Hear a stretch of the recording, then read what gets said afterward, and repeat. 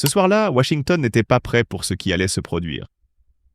Imaginez un salon de prestige, baigné dans la lumière dorée de lustres majestueux. Des drapeaux rouges, blancs et bleus illuminent les murs tandis que les puissants d'Amérique, politiques, milliardaires, stratèges médiatiques, sirotent du champagne dans une ambiance feutrée, à peine troublée par le murmure des conversations confidentielles. C'était la fameuse conférence du renouveau américain, un rendez-vous incontournable pour l'élite conservatrice. Une soirée que tout le monde croyait millimétrée, sans place pour l'improvisation.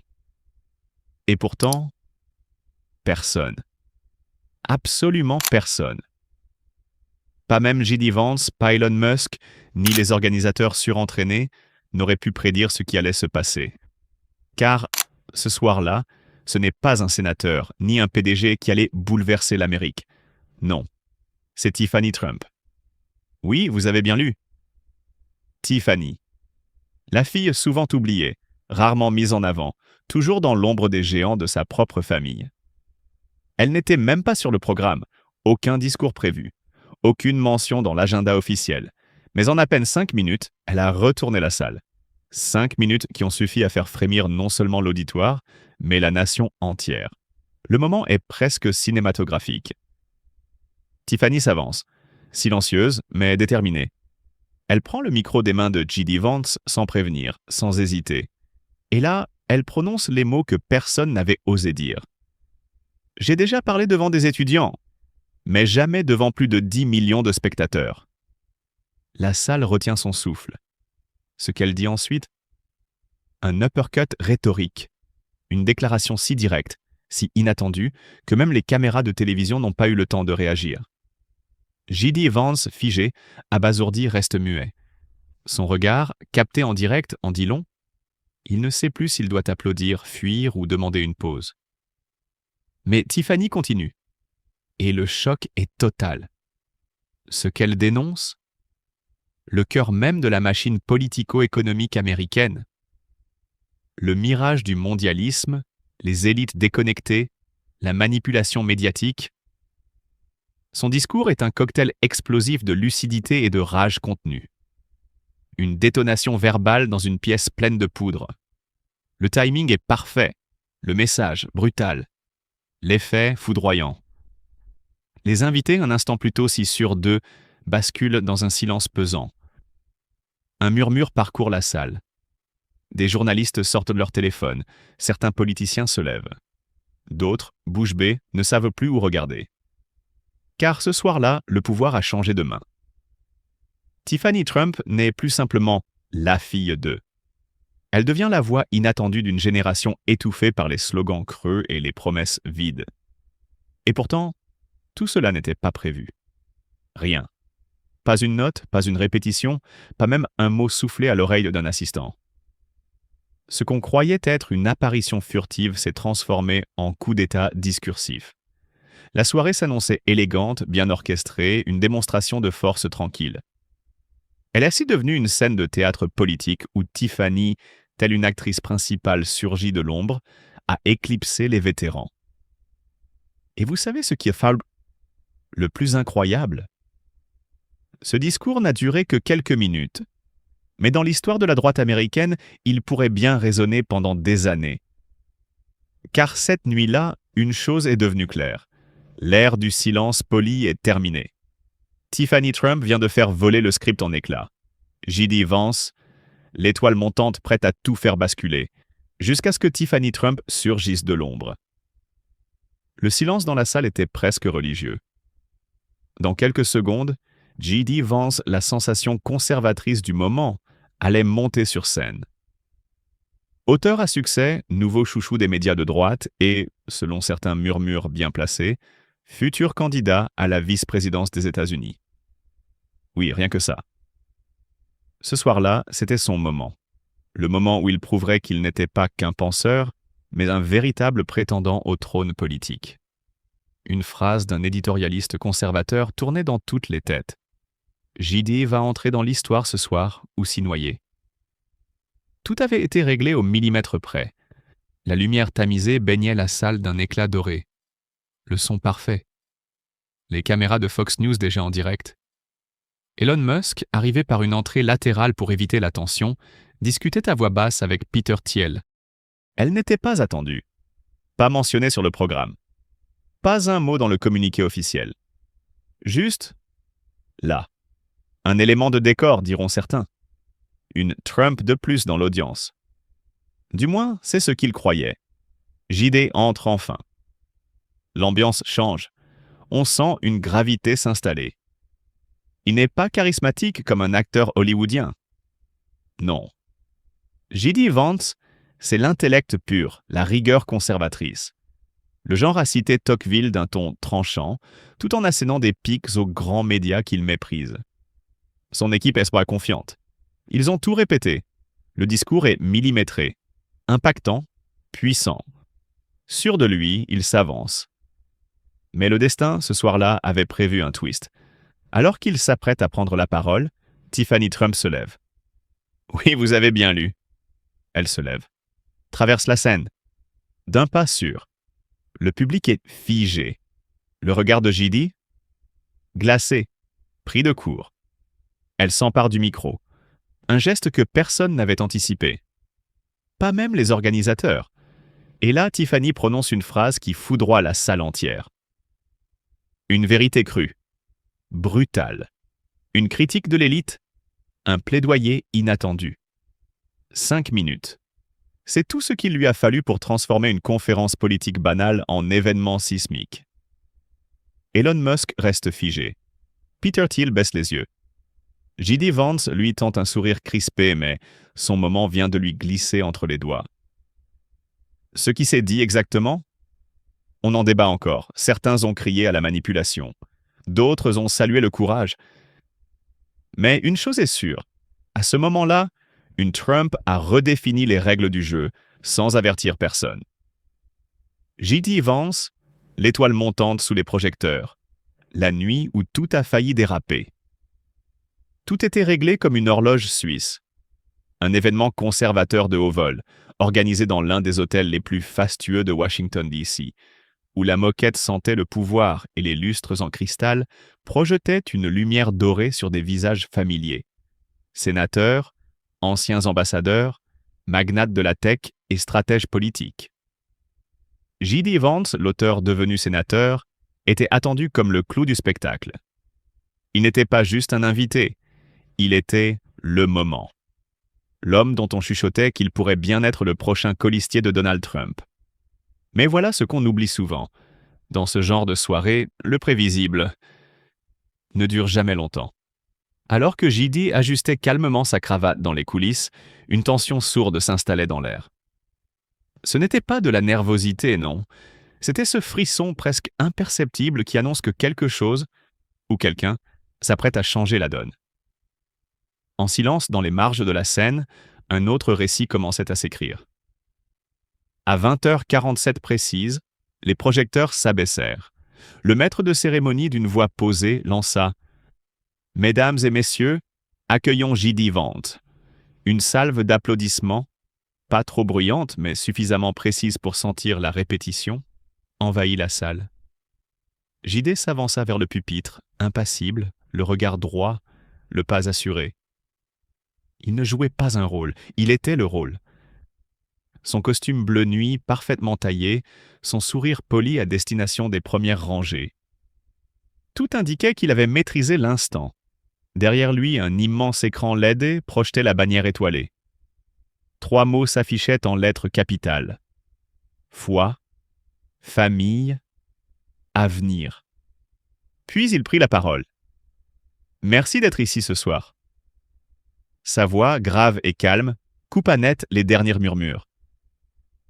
Ce soir, il ne s'agit pas de ce que nous avons été, mais de ce que nous devons devenir. Et là, la salle retint son souffle.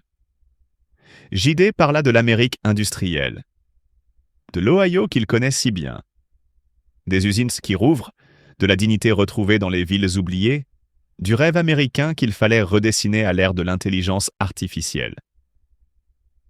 Nous avons dit adieu à la sous-traitance de nos emplois, de notre culture et de notre avenir, déclara-t-il, déclenchant une salve d'applaudissements. Mais c'est lorsqu'il aborda le vrai nerf de la guerre que les choses prirent une autre tournure. La technologie. JD mit les pieds dans le plat. Il accusa directement les géants de la Silicon Valley. Il parla de censure, d'algorithmes biaisés, et d'un ton glacial, il lança « Ce ne sont pas nos enfants qui décident moi ce qu'ils regardent ». En 5 pas, elle s'avança vers la scène. JD se figea. Un silence glacial s'abattit dans la salle. Les caméras, prises de court, tentèrent de réajuster leurs angles. Tiffany prit le micro sans demander la permission. Et ce qu'elle dit, personne ne l'avait vu venir. Mais ça, c'est une autre histoire. Et croyez-moi, elle mérite sa propre vidéo. Le moment où tout a basculé, Tiffany Trump s'est levée. Jusqu'ici, tout semblait se dérouler comme prévu. J.D. Vance, concentré, rigoureux, enchaînait les paragraphes de son discours avec une aisance presque mécanique. Son téléphone posé à proximité, mais oublié. Il était dans sa bulle, parfaitement aligné avec le tempo de la salle.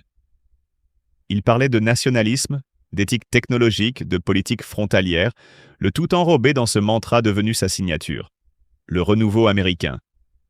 Puis, quelque chose a changé. JD a quitté le pupitre. Il s'est avancé légèrement, modifiant son ton, cassant le rythme calculé de son intervention. Sa voix s'est adoucie, presque intime. Ce n'était plus le politicien, ni le candidat en devenir. C'était l'homme. « Je ne suis pas entré en politique pour le pouvoir », déclara-t-il avec une sincérité palpable. « Je l'ai fait parce que je crois en quelque chose de bien plus grand. » Le silence s'est installé. On aurait entendu une épingle tomber. « Je crois en une Amérique où la famille a encore un sens, où tes enfants peuvent agrandir dans la même ville que toi et rêver d'un futur. Je crois en une vérité qui n'est pas un outil électoral, mais un principe sacré. » Un frisson a parcouru la salle. Les applaudissements, cette fois, étaient plus lents, plus profonds. Ce n'était pas de la ferveur politique, c'était de l'émotion. Il balaya la salle du regard, croisant des visages familiers, et puis ses yeux se sont arrêtés. Deuxième rang. Tiffany Trump.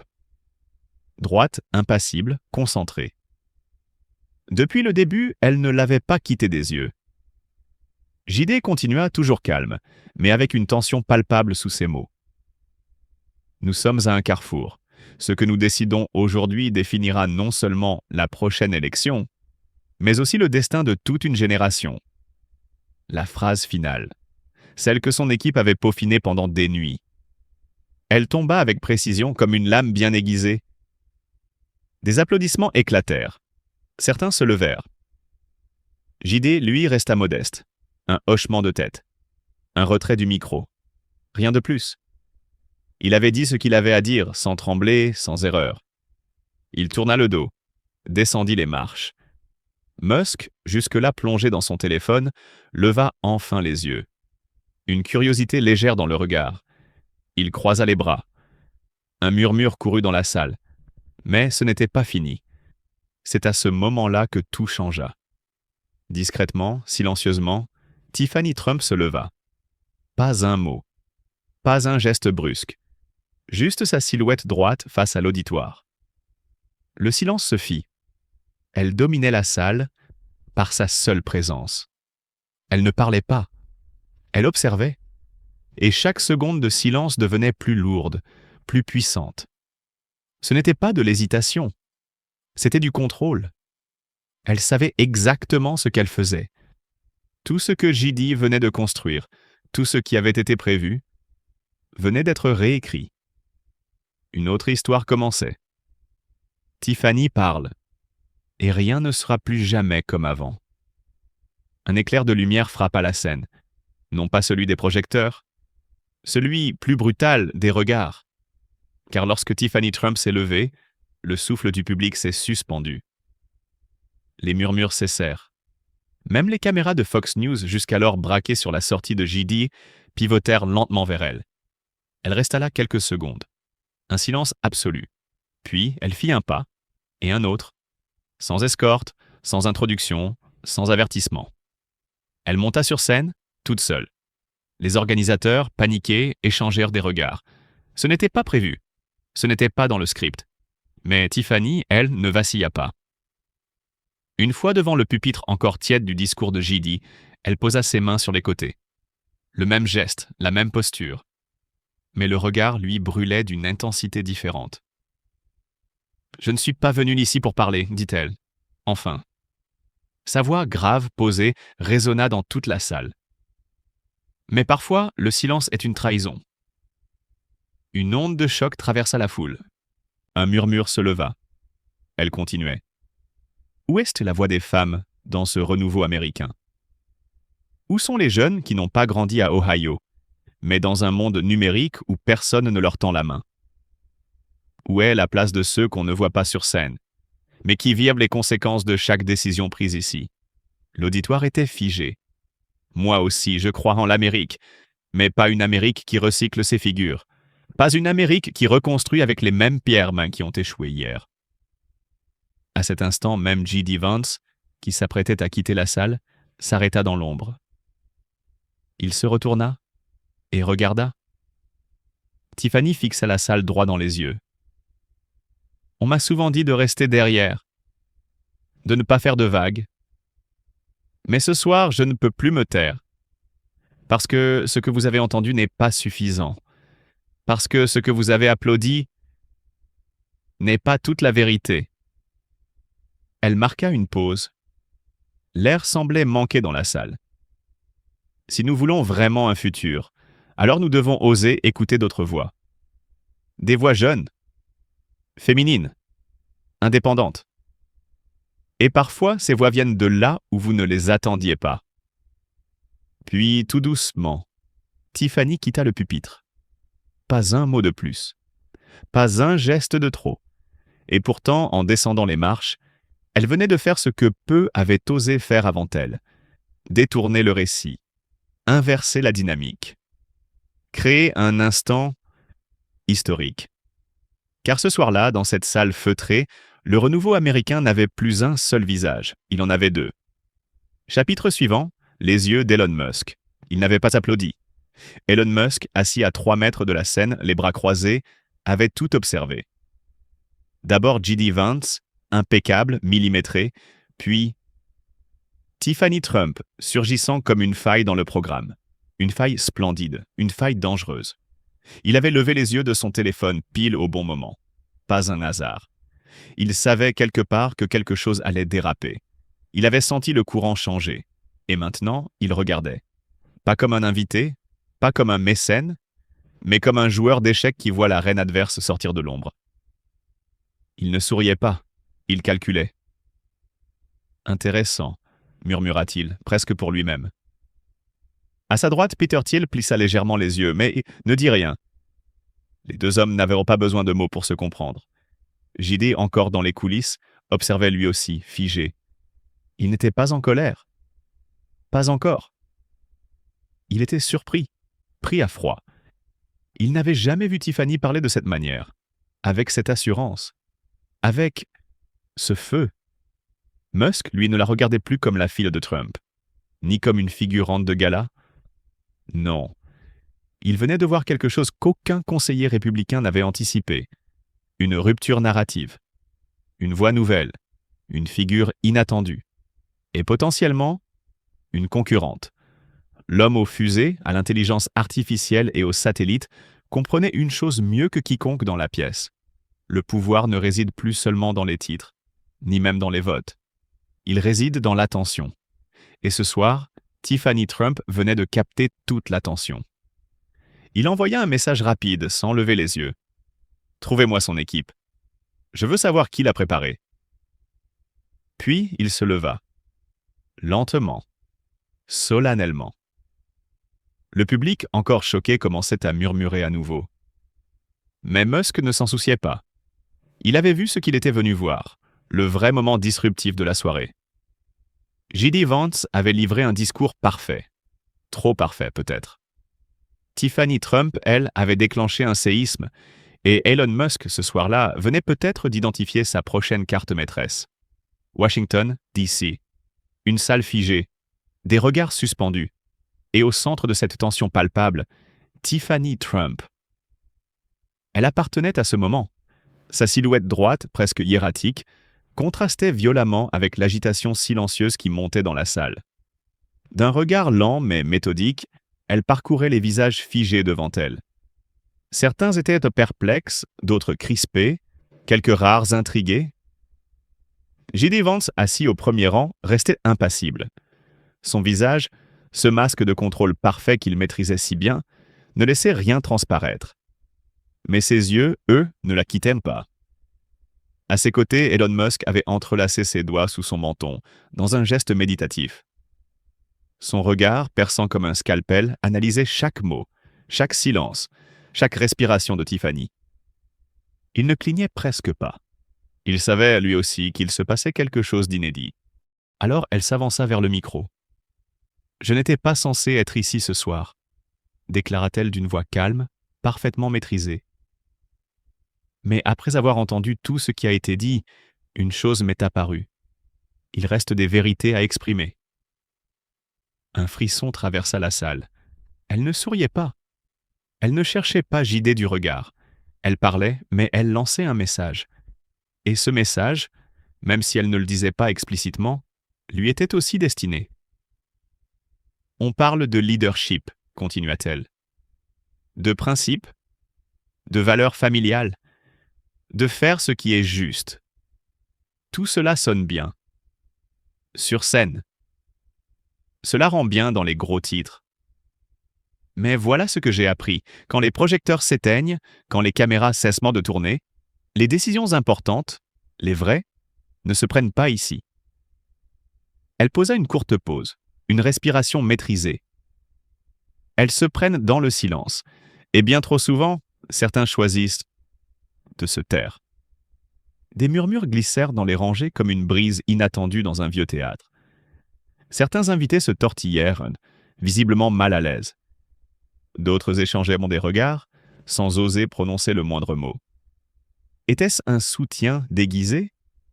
Ou une attaque directe contre J.D. Vance et le système qu'il incarnait? Nul ne pouvait encore le dire. J.D., lui, ne bougeait pas. Il l'écoutait avec une intensité rare. Il ne chercha pas à reprendre le micro, pas encore.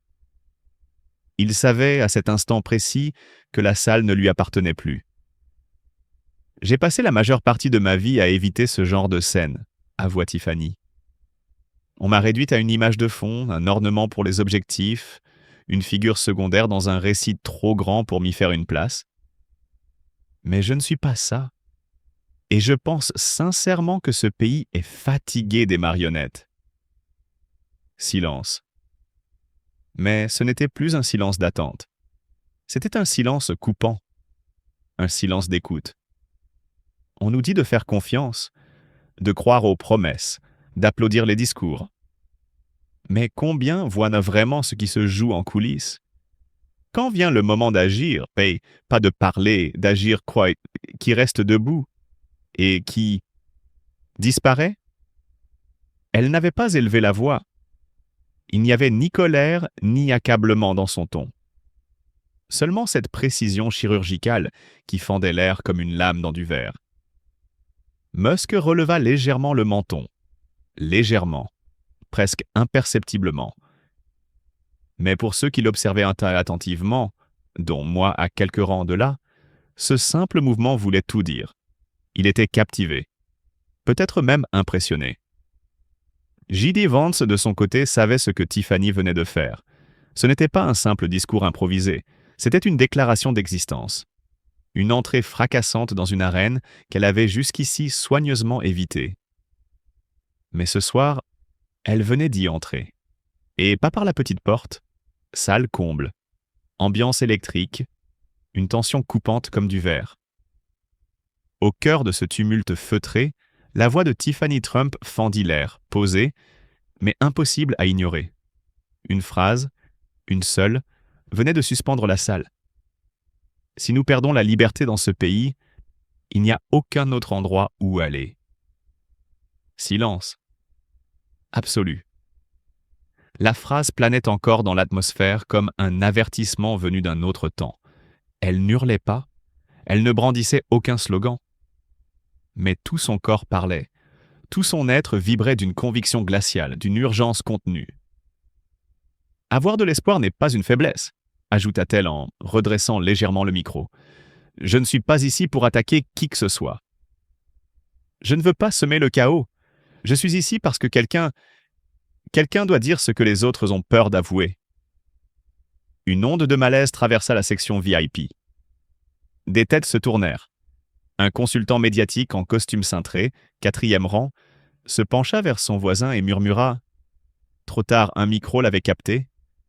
Ça peut tourner à la catastrophe. » Et pourtant, elle continuait, sereine, inébranlable.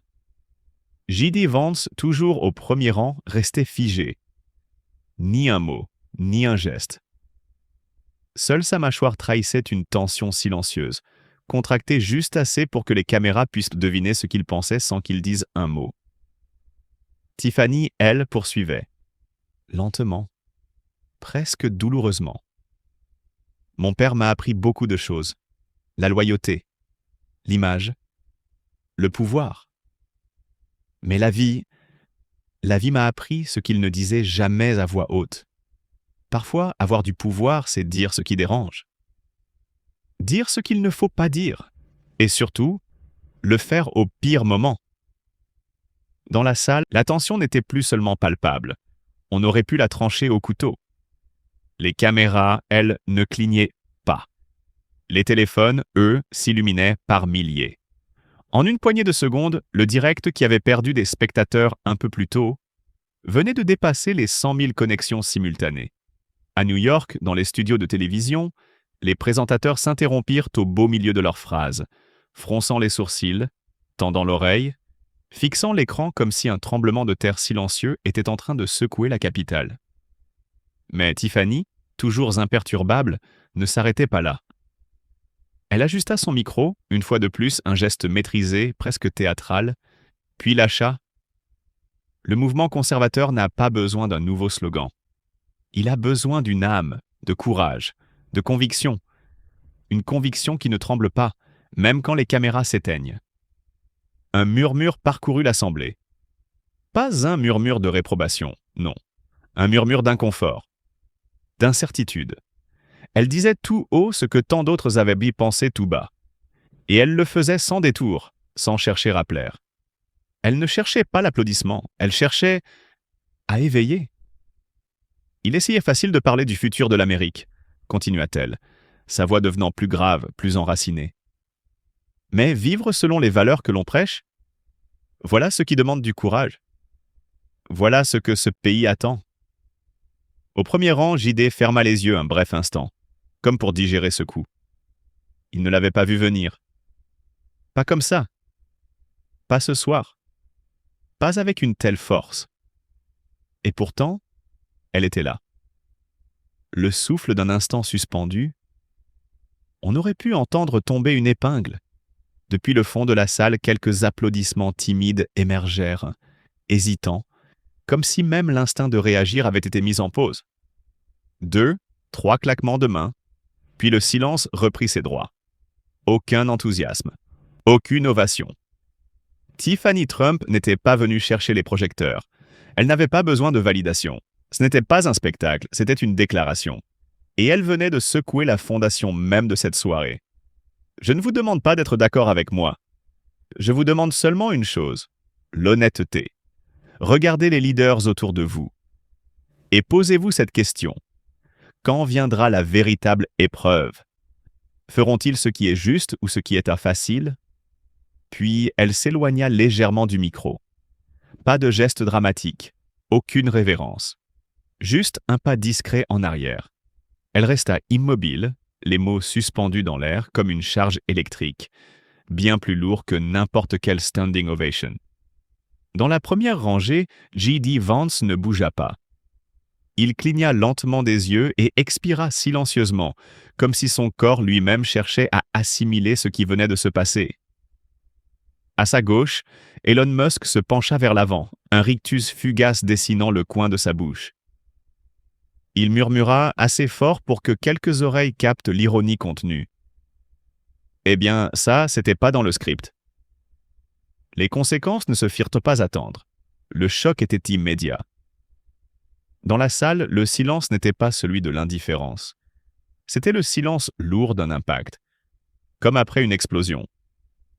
Ce moment de flottement où personne ne sait encore s'il faut fuir ou applaudir. Tiffany Trump avait quitté le pupitre. Pas en furie, pas en diva. Elle s'était simplement retirée. Les mains jointes devant elle, les épaules relâchées, le regard neutre. Elle ne chercha ni JD ni Musk. Elle n'avait besoin de personne pour valider ce qu'elle